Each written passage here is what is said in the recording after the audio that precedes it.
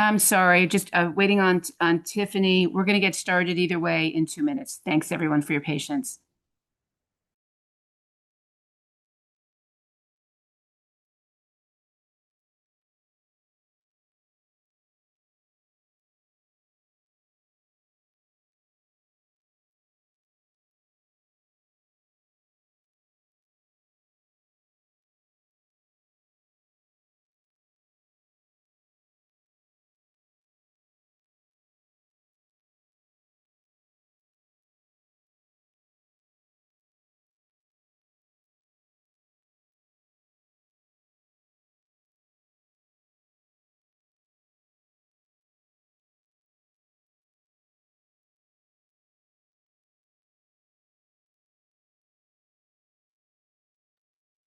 Hi, everyone. While we're waiting, quick question. I don't know if any of you were able to read Tech Talk. We put the minutes into Tech Talk, and I think people were having trouble accessing it. Could you guys did people have problem? Raise your hand if you had a problem looking at the minutes.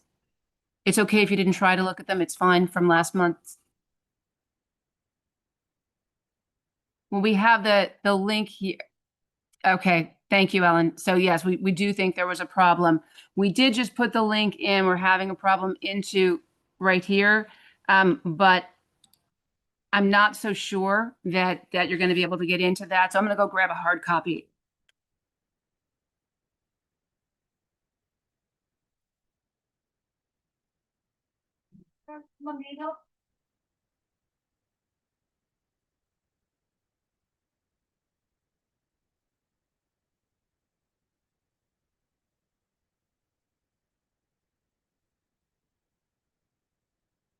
All right, I think the easiest thing, and right now, what we're giving Tiffany a couple of minutes to get here, I'm just going to go ahead and let's get this meeting called to order at 6:10. Motion to start the meeting. Motion. Second. Second. And we'll get the minutes out of the way right now. It's very short and I read really fast. The meeting was from December 18th. Tiffany and I called the meeting to order at about 6:05. Had a motion to call it to order. We approved the minutes from November. They were distributed in advance via Tech Talk and shared, and people actually had access to that and were able to review it. We had a motion to approve November minutes, and they were moved and seconded, approved. Then we had committee reports and ongoing activities, events and volunteers. Monique talked about remaining breakfasts and dinners with Principal Newman were noted as largely filled. Parents were encouraged to sign up promptly when additional dates are announced. Parents were reminded to complete the volunteer interest form, noting skills, availability, and languages spoken to assist with committee placement and event planning. Then our fundraising and gala committee spoke, Nadesh Joseph and Teresa Law. Planning continues for the spring gala, whose theme is Back to the 80s, scheduled for April 24th, 2026. Parents were reminded that gala tickets will go on sale in January, and an Amazon wish list for gala basket nominations will be circulated. Volunteers will be needed for logistics setup and event night support. Sponsorship outreach materials are being finalized and will be shared with the committee. The Diversity and Community Engagement Committee discussed the preparations for Lunar New Year celebration in February. Parents were encouraged to buy tickets for the celebration as well as mega raffle tickets. Plans to sell Lunar New Year merchandise were discussed. Treasurer's report was presented by Ken Ho. Treasurer provided an update on PA finances, noting continued progress from the annual appeal and fundraising efforts. Emphasis was placed on the importance of broad participation, even at modest donation levels, maintaining responsible reserves to support Tech's large student population and wide range of programs. No objections or questions were raised regarding the treasurer's report. Senior class update from Lorraine Wong. The Letterly College Essay Support Program continues for the seniors, and parents were reminded that students may receive up to 4 essay edits. Turnaround time is typically within a few days once an essay is properly submitted. Ongoing outreach continues via Tech Talk, English teachers, and class communication. We are almost done, I swear. College office questions. Our guest speaker, Ms. Lourdes Cuesta, apologized for canceling last minute and planned to attend the January meeting tonight, which unfortunately she had to cancel again. Tiffany Roberts answered several questions about overgrad and the college process. Announcements. Parents were encouraged to participate in gala planning and fundraising efforts as the spring semester approaches. Additional PA communications will be distributed during the winter break as needed. and the next general meeting will be announced in Tech Talk. And we also mentioned that all meetings are recorded and posted on the Brooklyn Tech PA YouTube channel, and the link was listed. That is all of our minutes. I hope that you understood me. I tried to do my speed reading as fast as I could. So what we would, while we're waiting here for a second, it'd be great if we could get a motion to approve the minutes. Motion, Kim. It's Kim. Thank you. Motion, And a second? Motion. Great. All right, then we're going to go ahead and go forward. I'm sure Tiffany's probably stuck in traffic trying to get here. So I am going to ask Sharon, are you here? Yes, I'm here. Can you hear me? Sharon, would you like to talk a little bit about Lunar New Year? Yes, yes. Okay. Can you hear me, Kim? Yes, I can. Oh, I have okay. my sound turned down. All right. Okay. Hi, everyone. This is Sharon. I'm the VP of Diversity Committees. We are going to host the Lunar New Year celebration on February 27. And we have sold out the tickets. Thank you, everyone, for your support. And currently, the mega raffle is still selling. We are planning to sell 500 tickets at $20 each. And the first prize is $1,500. The second prize is $1,000. So the winning prize is 1/500. So it's pretty good.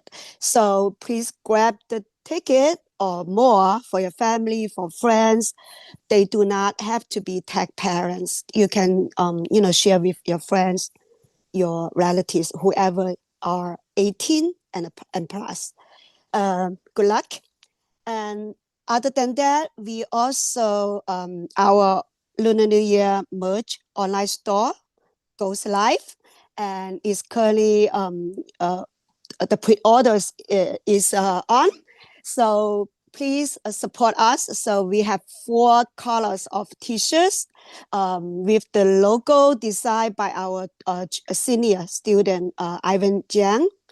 And it's very nice. And when you get it, the proceeds will go to PA to support our school, our students, and you can show the pride to our tech community. So Sharon, I don't know if you see, we've got your t-shirts are up on the screen for people to see. Oh yeah, I see it. Yes. So there we have 4 different types of t-shirt in navy, gray, red, and white. So you can see the logo is very stylish.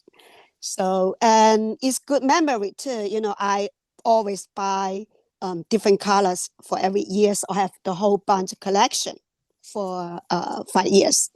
And we also have the tote bag, the jumbo tote bag with the zipper is great for grocery shopping. And you can keep the memory as well. So each sell at $25 each. So please support. And the deadline for the online store will be January 26th. So please place order as soon as possible.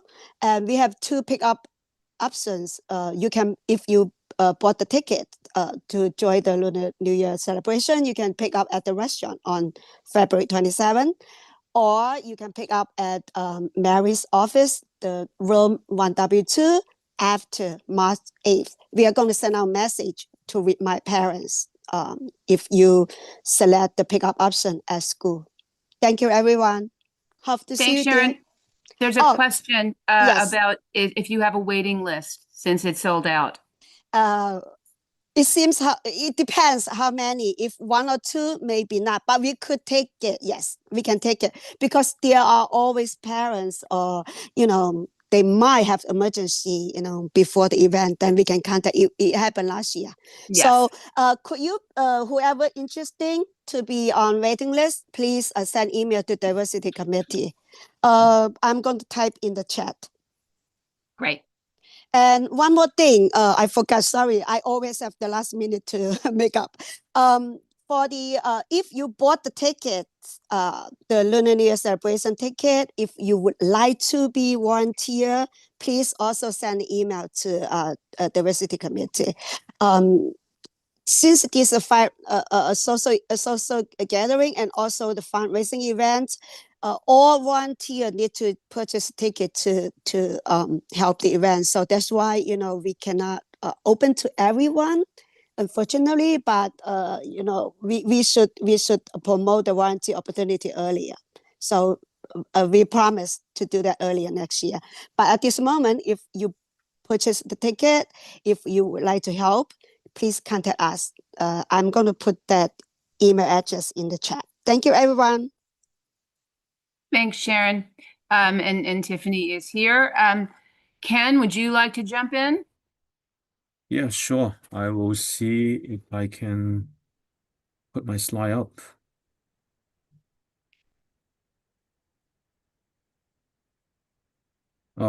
We good?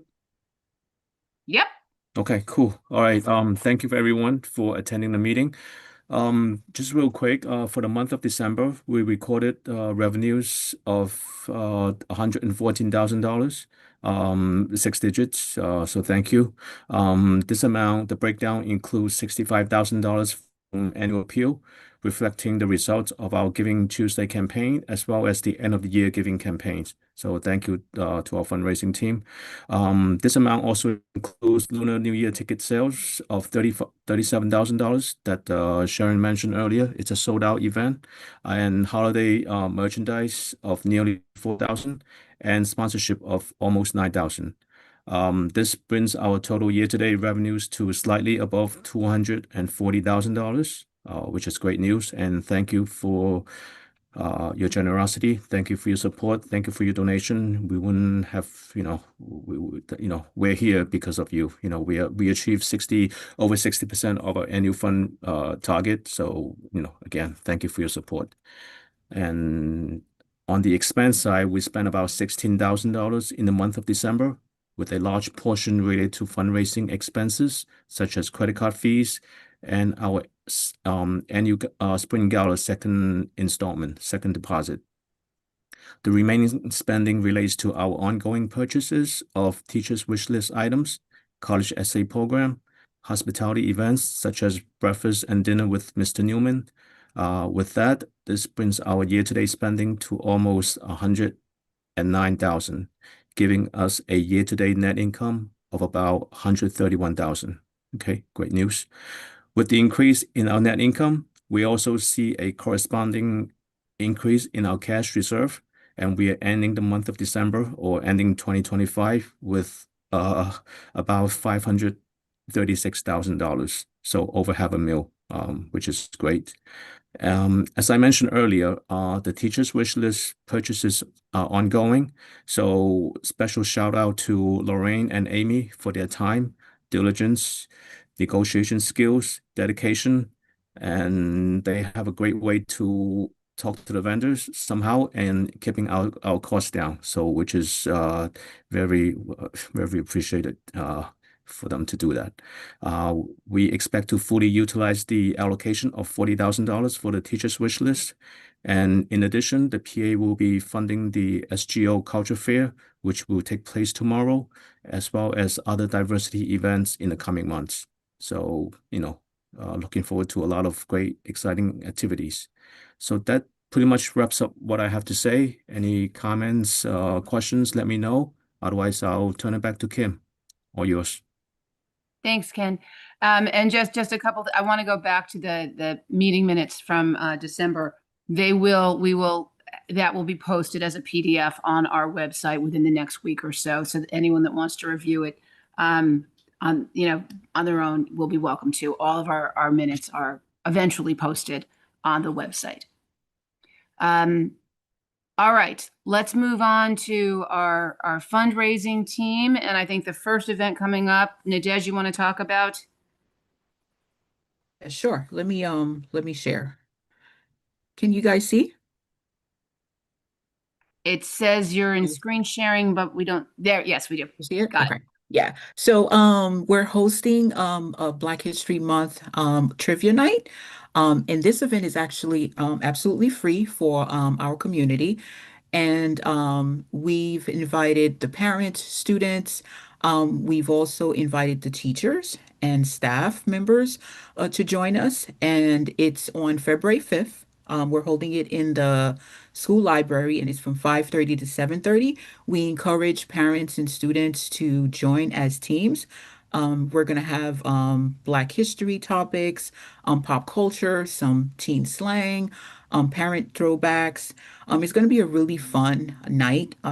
We hope all of you come and join us and, get a chance to meet each other and just really getting to know the community. We've actually also partnered with the Alumni Association to invite some middle schoolers to come and engage with our students and parents just to get an idea of how,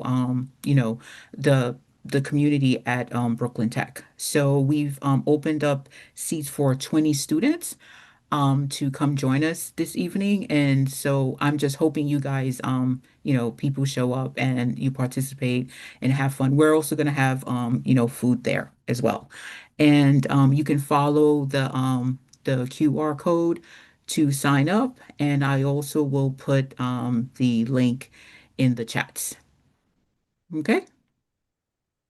And we're going to have some great food from Soul Spot as well, which I'm looking forward to. Oh, So, and I forgot the best part. There will be prizes. okay.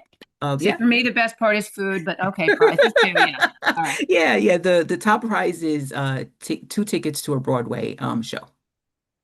Yeah. So, and other really good stuff. Yeah. So Yeah. you'll be hearing more in the next week or so, but that it sounds like a great event. Yeah. All right. And do you and Teresa want to give an update on Gala?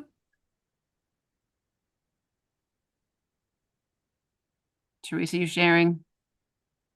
There we go. I had to unmute myself. I'm sorry. Yeah, we are very close to finalizing our logistical details on our end. We will go live with ticket sales on 1/18, which is this coming Sunday. So you guys have time to get ready, get your 80s look on. We will have early bird ticket pricing that goes out on 1/18. We are also still looking for volunteers to sign up via events to see if you want to help out behind the scenes in logistics. We also still have the Amazon wish list, which we are relying on to be able to create our beautiful baskets. Those components help us offset some of the costs for the baskets. We are also working on a lot of sponsorships. We have a fundraising committee that met recently that we're going to go and start selling ads into the program. And the ads are not limited to just the gala. We are also selling ads for Lunar New Year as well. So if you are interested in buying an ad, please ping diversity or fundraising committees for information. If you know of any kind of businesses that would like to donate services to the gala, please ping us as well. We have had people let us know that it's not what you know, it's who you know. And sometimes it takes a village, literally, to help all of our students achieve the success that they can do and will do with our support. So we're definitely looking to you as the parents, friends, families, an uncle that's third removed that could help, anyone that would be supportive in our endeavors for the spring gala. So keep an eye out for the email that will go out this weekend. And again, if you don't have time or can't make it, please look at the Amazon wish list and maybe get something there. Every penny counts, and we could use the support. Thank you. Oh, also, I wanted to let you know that the Fall Fest for the freshman group was very well received, and we are currently working on the sophomore step up. So I'm currently trying to confirm speakers and vendors for that event. And I am also working on for Diversity Council. bringing in something for AAPI month in May. So just to keep that on your radar, it'll probably be something in the lines of Asians in media. We're reaching out to 60 Minutes to see if we can get some speakers from there, some reporters as well. So just to keep that on your radar. Thank you.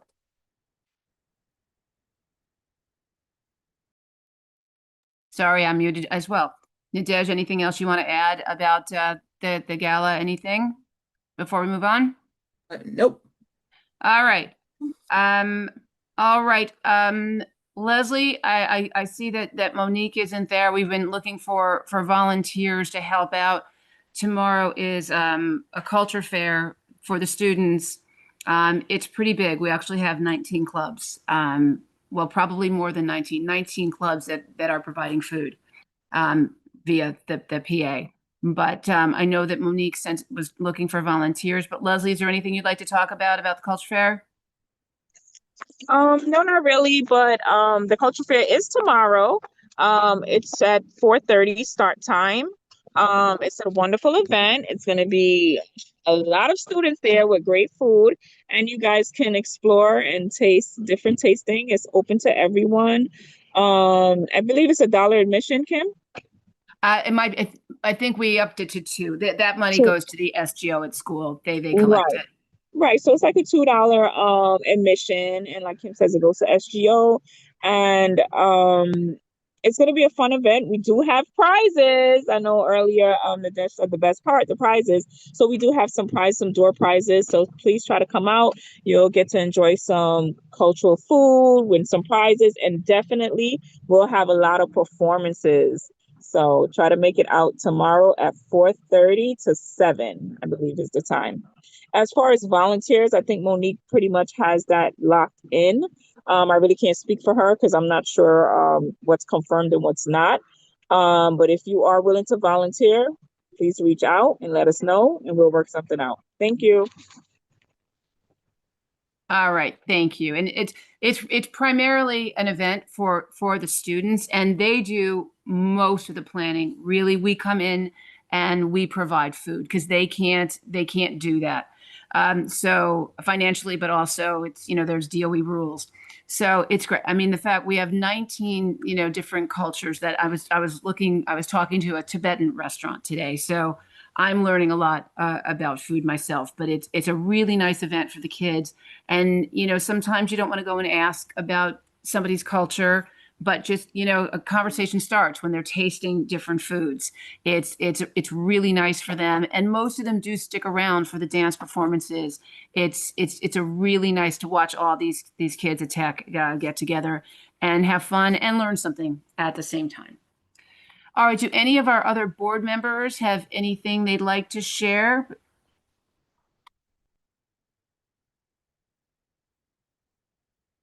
No, we're quiet. Mary, do you know?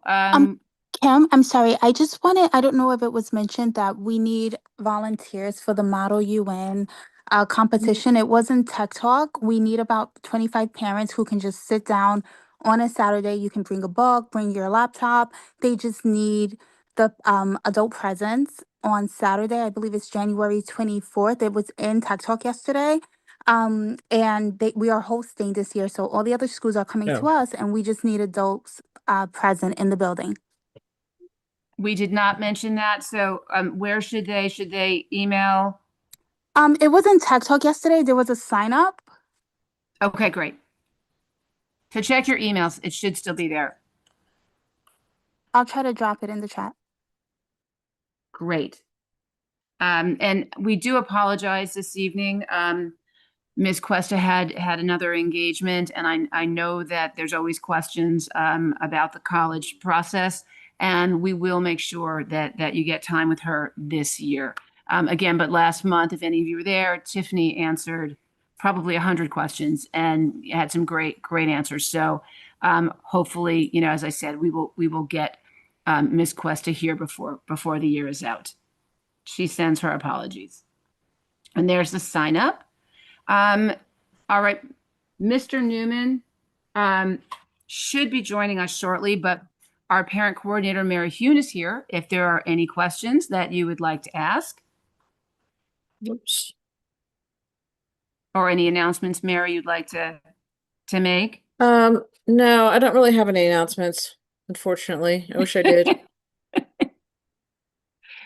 It's going well. We have one thing to let you know at our next, I believe it is, and please guys jump in if I'm wrong. At our next PA meeting, it will be a short meeting, so we won't have a speaker because we will have a vendor fair. And Teresa, I don't know if maybe you could mention who's going to participate in that. We have 4 confirmed vendors for vendor fair. One is College Prep 360, one is Crimson, one is Your Best Essay, and one is a consultant for preparing for college, Dr. Cynthia Colon. So they are all they will all be speaking at vendor fair. We will share the topics that they will be presenting to you all, because we did canvass some of the chats and we wanted to make it relevant to everyone's questions. So we do have one that's like, not just looking at the IVs, and then the other one is how AI impacts the college process. So those are the 2 topics so far, just to let you know. Great, perfect timing because Mr. Newman just arrived. I know he's at another event, so we were able to drag him out of that. Yeah, regarding the culture fair tomorrow, unless you guys need more volunteers, and you can email Kim or Tiffany about that. I think we're set for volunteers for parents, and it's really a kids event, and we can't really accommodate more parents. Just so you know that. I don't want like a billion parents coming to the culture fair. There's other events that will be coming up for all the parents, like the sophomore mixer, the Black History Black Month. Lives Matter, trivia night, Black History Month, trivia night, and all those kind of things. So it is a great event, but we do get a ton of kids and it is chaotic, but they may still need some volunteers. So email the PA tomorrow morning about that so we can get you on a list. Because that's the only way with security that you'll make it into the building. Yeah. Mr. Newman, welcome.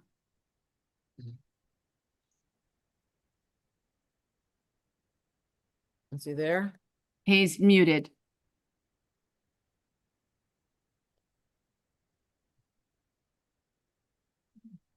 Can you hear me now? Yes. Okay, great. All right. So welcome everyone. Sorry, I'm on my phone, so it might look a little interesting and I can't see many of you, but here I am. Thank you for coming for the meeting. I'm just going to take some questions. I don't really have anything as usual prepared to speak on. I think it's just best that I just take some questions and see. I don't know if I have accessibility to the chat. That's okay. Well, Tiffany and I will get you the questions as we see anything come in. Any questions? I know one question that that we've had is maybe you could just talk a little bit about the plan to change from number grades to letter grades next year. Yeah. Well, so we're spending the bulk of a year to come up with plans to make this transition happen. So we haven't fleshed it all out yet. We have a committee that is working on this, and it's also being discussed in SLT as well, and other various committees as they go through. But mostly ILT, our instructional leadership team, is tasked with how to implement this transition. So questions about, are we going to start with, some of the big questions, are we going to start with just the 9th grade and go through, and it won't affect any of the current students that may be. We haven't really gotten there decision-wise yet. But either way, in some iteration, there is going to be some letter grades next year, whether it's just for 9th graders or for everyone. And then that would be the plan going forward. And, you know, this is for a few reasons that I think are all good reasons. One, you might not know this yourself. Maybe your kid is not completely fixated on grades and numbers and decimal points, and but we do see a rather unhealthy fixation on grades. We do see students focused on instead of focusing on learning, they're focusing on earning grades. And so we surely want to move to a focus on learning. Look, I'm not saying letter grades are the end all be all, but we do find that many times students are mental health wise not okay. And if it's about school, it's about literally the difference between a 91 and a 93, and a fixation on individual numeric numbers on grades. So anyway, the good thing about letter grades, it gives you a little bit of a cushion. Grades are in a range. So for example, an A would be like a 93 or 95. So anywhere you're in that range, you have that sort of comfort net or umbrella of being in that range, and you still get an A. And then what actually goes on the transcript is the highest grade in the range. So if the range is 93 and 95, actually the grade that gets transcripted is a 95. Although you will see letter grades on the transcript, there will actually be a number equivalent next to it. So, but that's only on the transcript. Otherwise, students will only see letters. If that makes sense, literally on every exam, on every paper, on their report cards and whatnot. I don't want to give too much and confuse everyone, but a lot of things, issues about how the rubber meets the road on this policy has not really been fleshed out yet, and so we're trying to do it slowly and methodically. We're meeting rather often, and to roll out something by the end of the year for next year. Okay, I've got a few questions here.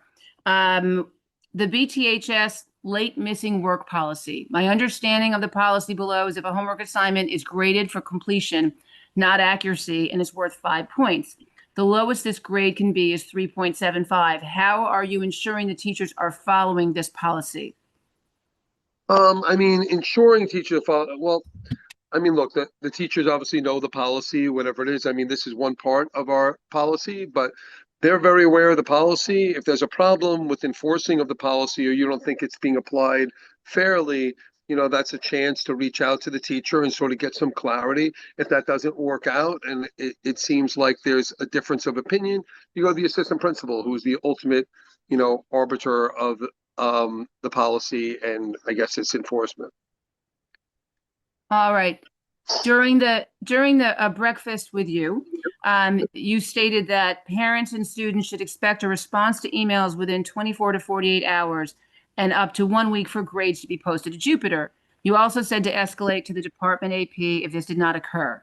My student and I have reached out to 2 teachers over concerns, once at the end of freshman year and once this year. Each time it has taken over 4 weeks to get a response and resolution of concerns. How are you enforcing this policy when you yourself do not adhere to it? When I myself, what? Do not adhere to the policy. Oh, so it's me. That's not great. Sorry, I just got that at the end. You set me up there. Well, for me, and I'm not making an excuse by any means, but very often you send me an email and it's not something that, like, obviously everything is in my wheelhouse, but the assistant principals have absolute autonomy to run their departments as they see fit. And so if it's an issue about math, about English, and I'll forward it to that assistant principal, the issue for them to resolve. And then I just figure that it's going to get resolved as I pass it along.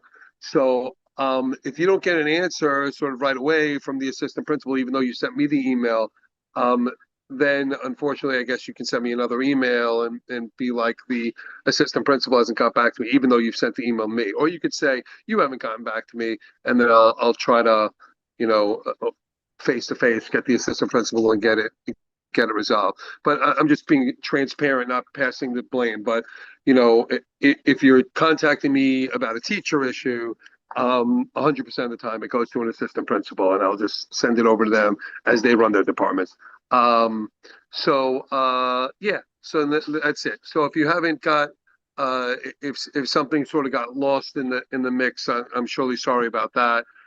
If something is taking 4 weeks, it's probably that I sent something initially, and then you followed up with me after a few weeks where you heard nothing, and then I finally got the person to engage. Once again, not passing the buck, whatever. That's just the reality of how things happen. Thank you. When might we expect the graduation date to be set? I do have a tentative graduation date. I don't want to advertise that yet because unfortunately, doing graduation at the Barclays Center comes with some wrinkles. They do have dates that they try to keep the date, but the NBA can be, tell them at not the last second, but the NBA can tell them at some point, like, we need this date, and as the draft and whatnot may take place, and the Liberty and whatnot, and they have other like issues. But they're not going to like give us a date and then like book a concert and bump us that they went to. But usually I would say by the end of February, that date's solidified. I do have a date and a backup date. And so, but I don't want to share those until, that the Barclays Center confirms that we could have the dates. But I think they're two good dates. And for us, one is on a date where there is not school the next day, and then the other one is on a date, is on a Friday. So I think they both work pretty well in that regard. But anyway, yeah. So maybe based on what you said, you could figure out the 2 dates. So, Thank you. Are the other specialized high schools also moving to letter grades? No, I don't know. So like, I don't, that's not, we're not like teaming up on this sort of policy. There is a specialized high school that has done letter grades for quite some time. And we surely tapped into them about what implementation was like. And I got literally agendas and minutes of meetings that go over multiple years to see, their thought process and how they got through it. And then ultimately the benefits that it yielded for kids. So yeah, so we're not like the first trailblazer in this regard.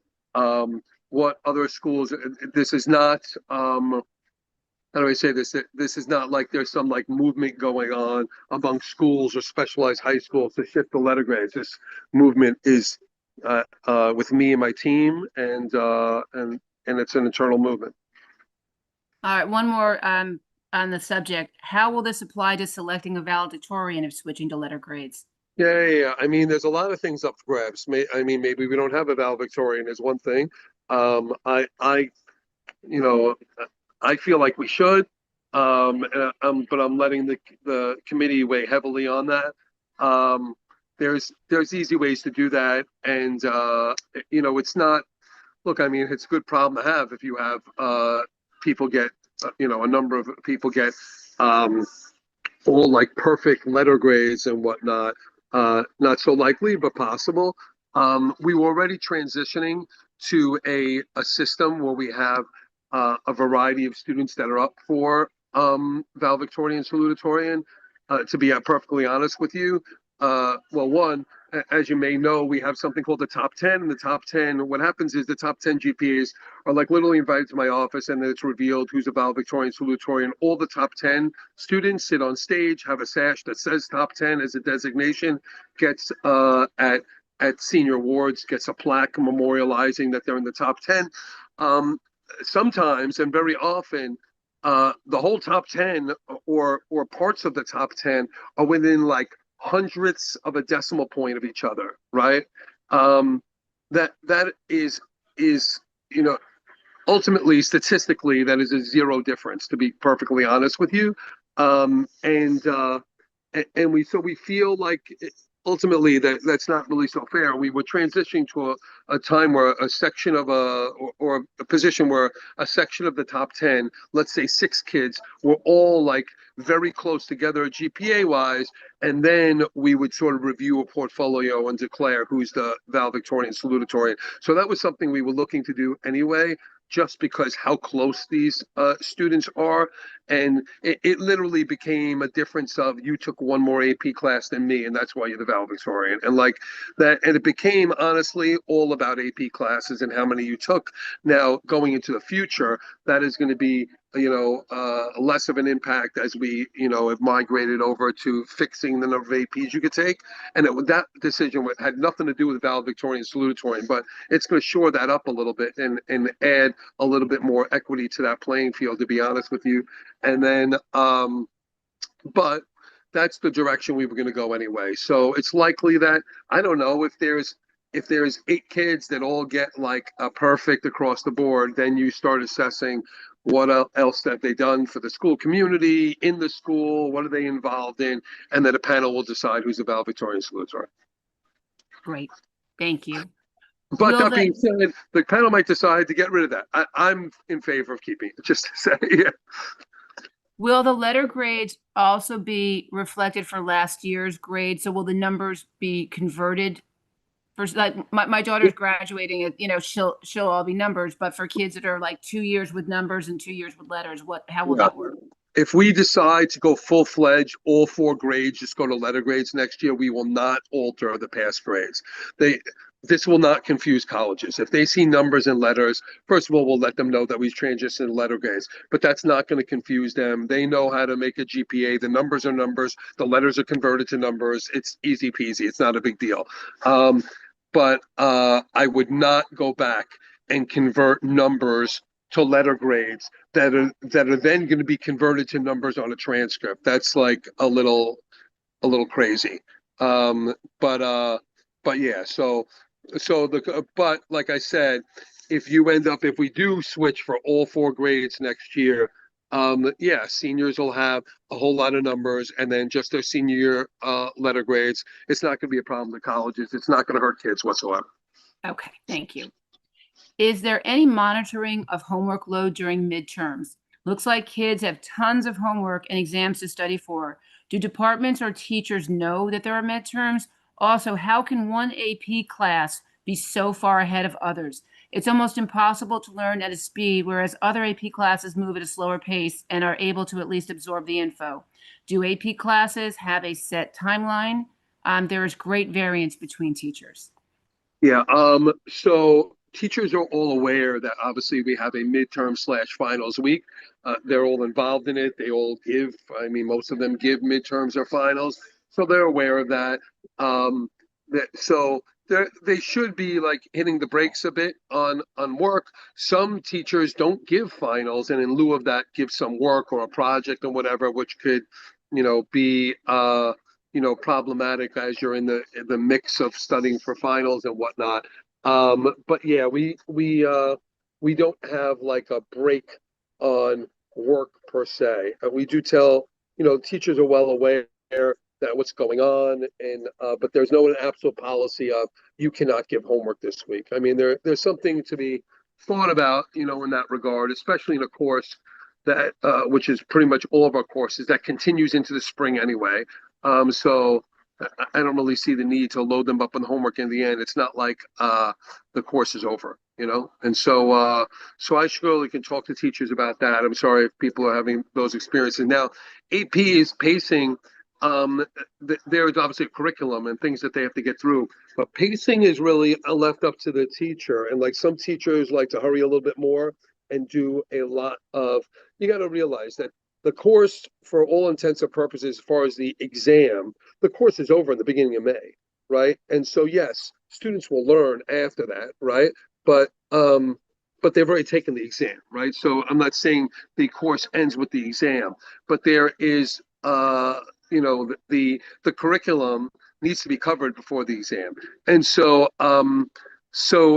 some teachers like speed up a bit versus other teachers, and they leave ample time before the exam, a couple of weeks, to do like a review of the whole year to prepare you for the exam. Some teachers don't do that at all, and they go right up to the end, and then that's it. And then if you want like a practical exam, they might give one on the weekend and whatnot, but they're not doing time for review. So it's matters of if you're saving time for that or not. You could say both ways are successful. It's not like one's better than the other. I could see the problem that you might be having, that the pace is moving very quickly, but then leaving for time to prepare for the exam versus others going slow. And then at the end, they'll be like, wait, where's the prep for the exam? And you're not going to get any.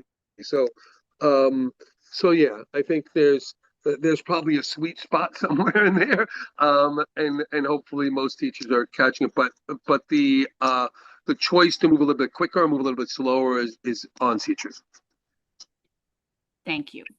In a school with 6,000 kids, how many emails do you get on average? How do you manage timely responses, even if you get 100 per day?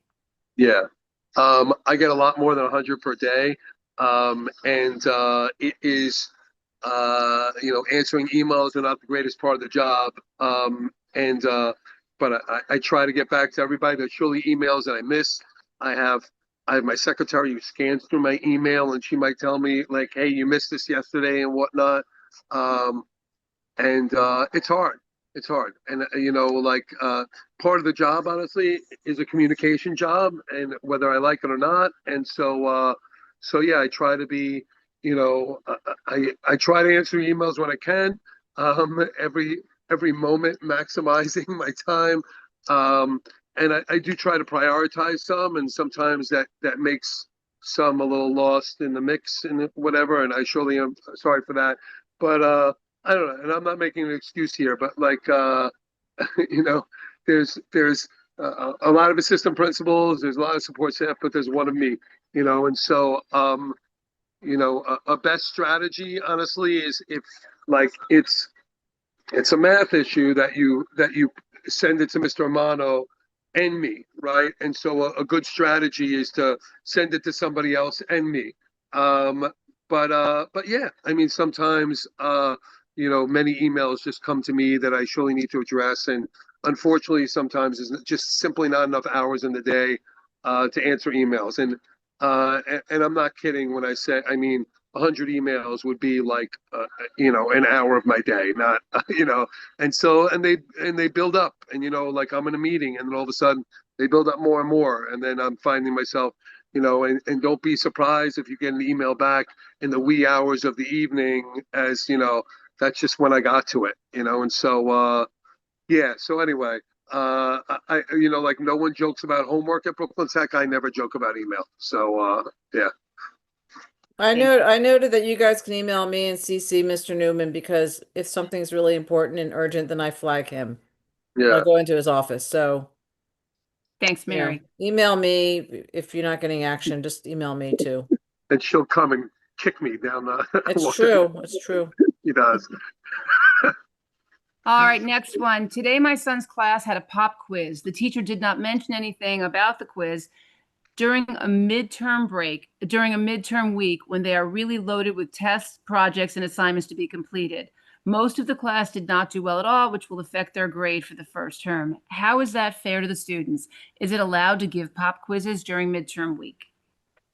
Yeah, pop quizzes are fine. That's supposed to be material, in a sense, at least they're not violating the testing policy by if they announced a short quiz and it was not on the day that they were supposed to give an exam, that would be a violation of our policy, right? Because then you would study for it, and you're not supposed to be studying for something that is on a day that it's not supposed to be.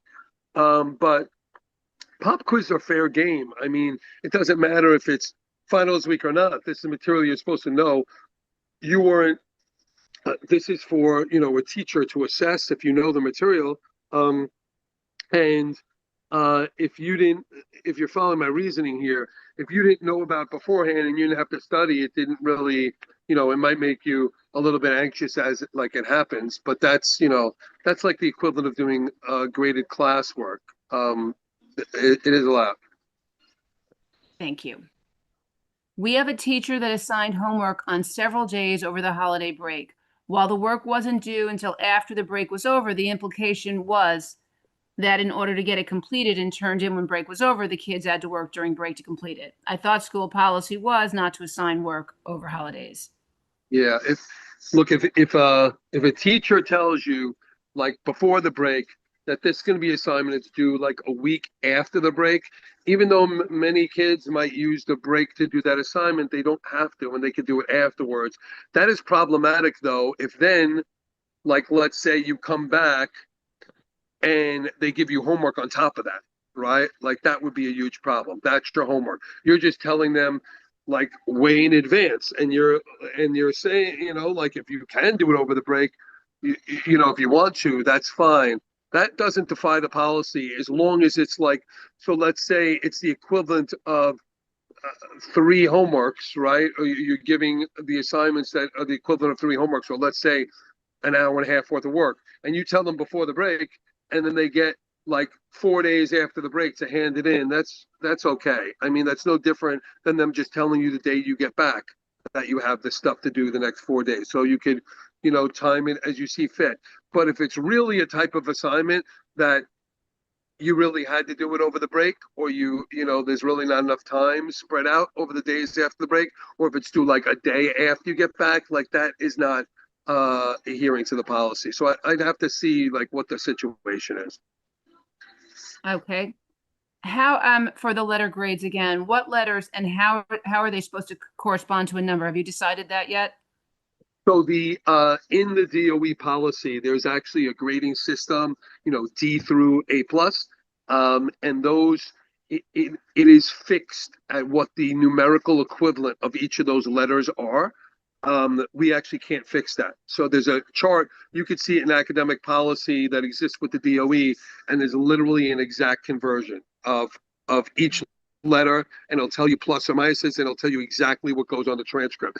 So when I never use numbers and I just use letters, you could see what number is going to go on the transcript because there's like a conversion chart. Got it. This year, freshmen unexpectedly have a history midterm during Regents Week. Should we expect more of this in the future? And should we avoid making any plans or commitments during that week? Yeah. So that history midterm, or whatever you want to call it, is, you know, this isn't the first year of it, I don't believe. I mean, I don't know. We should advertise it, I guess, in a more timely way. I don't know exactly when you were all told about it, but that is something that you could look forward to going forward. Yeah. Thank you. What's the difference between standard and honor classes at Brooklyn Tech, considering the course rigor? Wait, the difference being what? Between standard and honor classes. Auto class? Honor. Oh, well, one, we don't really have honors classes, so there's no real difference. I mean, I could easily argue that every class is an honors class, but we don't have honors classes per se at Brooklyn Tech. We have AP classes that currently get, you know, an extra weight, but we don't really have honors classes per se. Okay. We have another question again about the policy on grades. I read the article on the BTHS survey about you going to letters. I see that Staten Island Tech grid an A plus is 100, but the equivalent grade from DOE on STARS for an A plus is 98. Does that mean the highest average for transcript would be 98? And would this now stress the students on nitpicking on standardized exam grades? Yeah, we will have a letter that will be the equivalent likely of a 99 or 100 that will go in the transcript as 100. Most likely, if you look at the academic grading policy, above an A plus, there's something called a CE. It stands for something like exceeding some sort of standard or whatever. But anyway, it's a transcript equivalent of 100. So we will likely, the committee still has to flesh that out, but we will likely use that designation. And what was the last part of it? I'm sorry.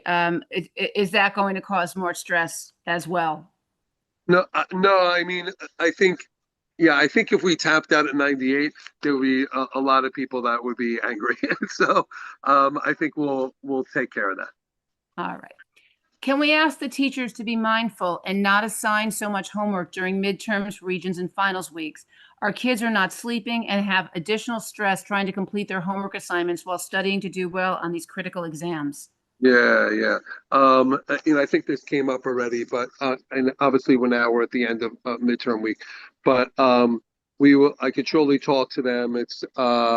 And hopefully you'll see a difference, this time or during this season at the end of the year. All right. Other schools like Staten Island Tech have the retake test policy, which really helps students release the pressure for grades. Could our school implement this retake test policy too? I mean, I don't know. We haven't really thought around that. I think one major change for a year is kind of enough. They did do a whole, sort of mental health wellness sort of survey of things that they thought would help kids around academics. And they did a whole bunch of things sort of, I mean, I will say this, they didn't do all these things at once. They rolled out this stuff literally over an 8-year period. Various different things that you might have seen Principal Erlewine speak about in that article and other areas. And so I don't know if we're looking to do like year one, all these different things. I think we're focusing on letter grades, and we'll see about some, other stuff. Okay. There was a huge problem with Mr. Walcott's chemistry midterm yesterday when the test was 7 pages long on topics that were not taught. There was an error in one of the questions and students only got 25 minutes to finish the test. There were many emails sent to the AP from both students and parents being extremely concerned. How will this issue be addressed? It is urgent because the grades go in next week. Yeah. So a couple of things. And one, we are aware of the issue. Not to get to other details about the assistant principal's life, but the assistant principal has not been in for the last couple of days for personal matters, and surely will address it when he returns next week. But we are aware of the issue. We're looking into it. As far as I know, like Walcott is giving more time tomorrow, as far as I know, but there clearly is still an issue. We will absolutely look into it and see what's what and be able to weigh in and figure out what's the right thing to do here.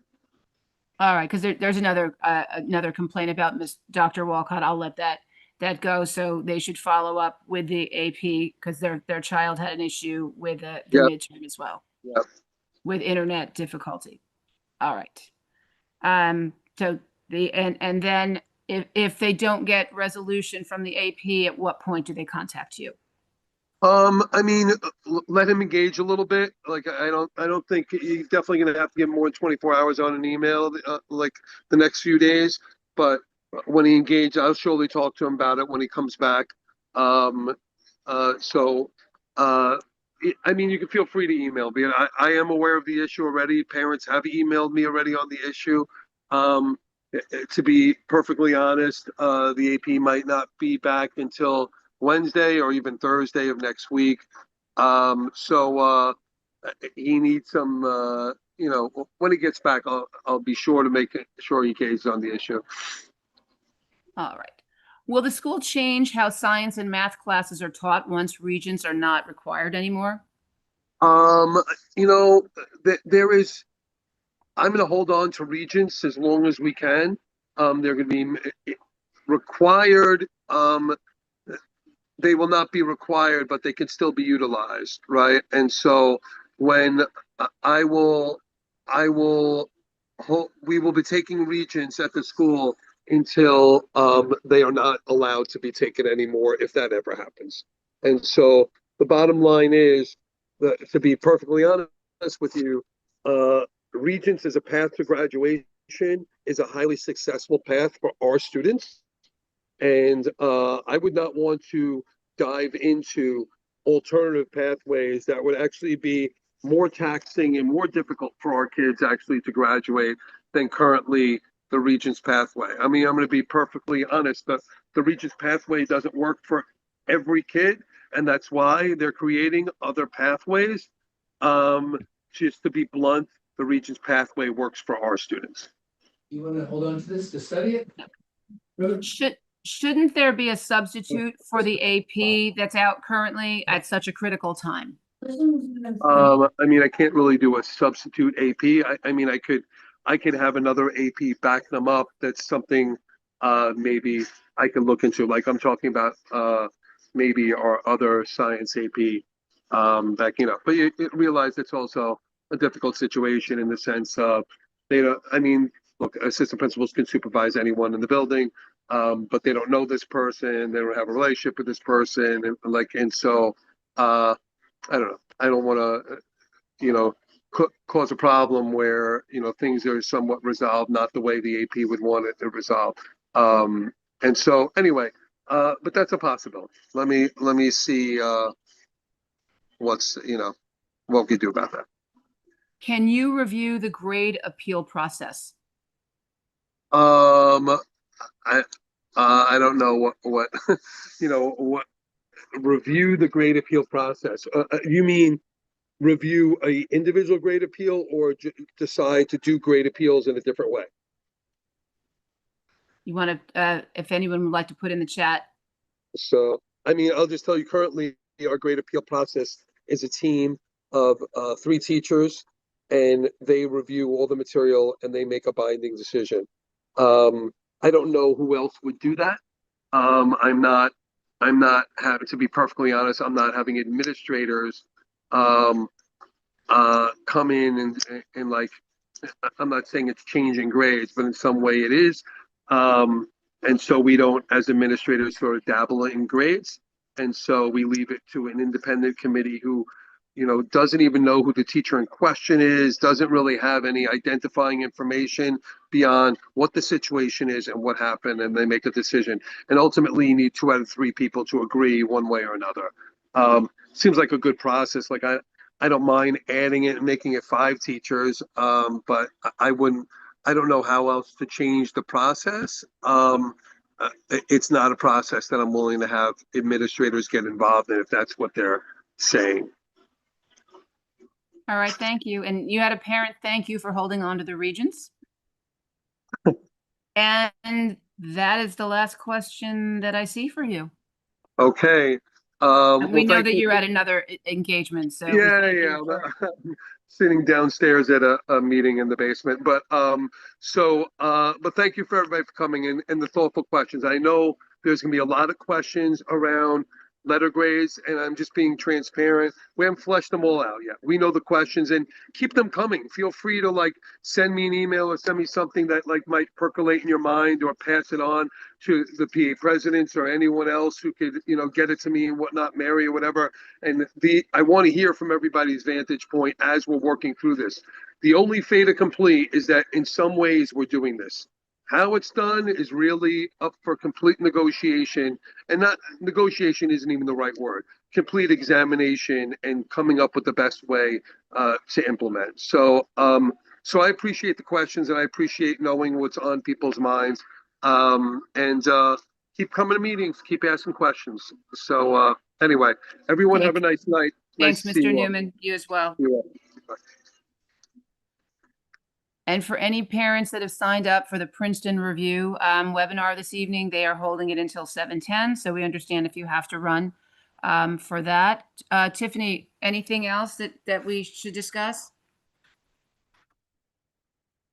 Sorry, I'm still commuting. I know, I'm sorry. I think we have everything. I just know that there's like you said, the Princeton Review. So if everyone wants to jump up here and go over there, that would be great. I think the links were also sent in the chats and the WhatsApp and WeChat. So hopefully you guys can all get something useful from that.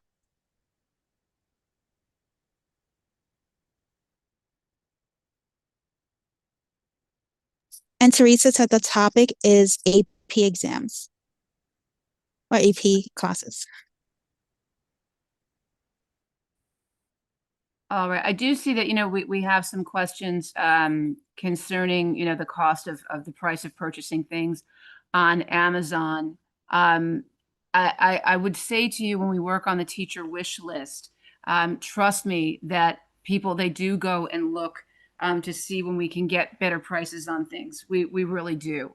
We've outsourced a lot of books, musical instruments, different things. So we are cognizant of the price of that.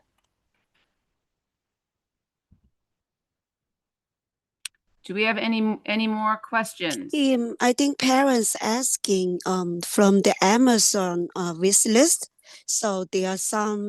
For the gala. For the Yeah, gala. gala, Nadej, not the Nadej, do you and teacher. Teresa want to jump in on that? Isn't there a way that you can exit off? You could obviously email. I'm going to shut up and let the gala team talk. Yeah. Actually, I replied to the parent, had them to direct the question to Gala team because they could answer better, like to donate the money or not.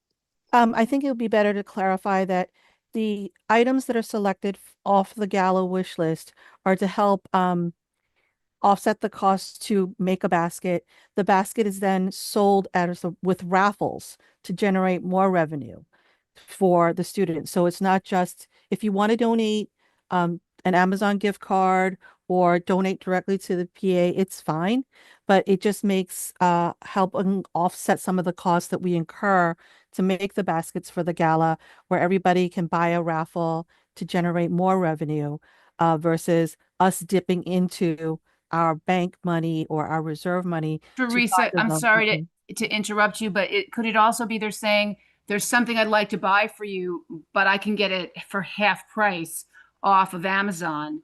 Is there any way that I could buy it and then you guys could remove it from your wish list? Yes, absolutely. We only chose Amazon because it can consolidate a list for us and I can share a link. I reached out to Walmart.com and Target.com because I deal with them on my regular business side.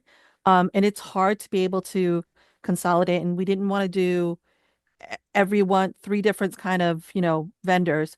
And we also needed to ship it to one central location for review and packaging. So Amazon was the easiest one, but if you can find it elsewhere, like I already have some, other ideas from other parents, they've emailed us and I've removed some things too. So if you can get it better pricing, just email us and let us know. And Mary, here's a question. Can students still be able to access Albert.io, and who would help? If so, who would help with the sign-in?